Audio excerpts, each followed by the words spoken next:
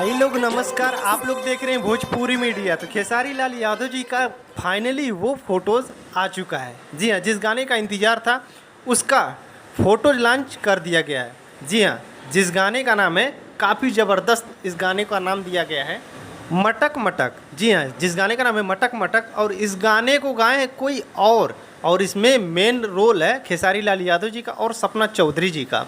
मैं आप लोग को बता रहा हूँ, विश्वजीत नाम है जिस गाने को गाए हैं, विश्वजीत चौधरी, और इस गाने को लिखे हैं आमीन बरोदी।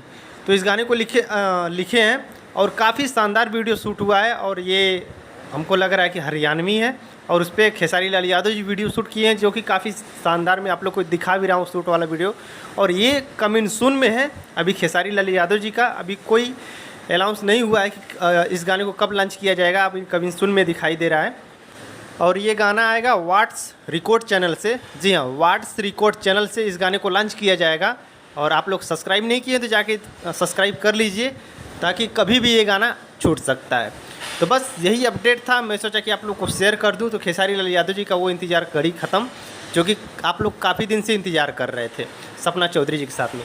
तो वीडियो को शेयर करना, वीडियो पसंद है वीडियो को लाइक करना, चैनल पर पहले बार है तो चैनल को सब्सक्राइब जरूर करना। तो मिलते हैं नेक्स्ट वीडियो में, तब तक के लिए नमस्कार।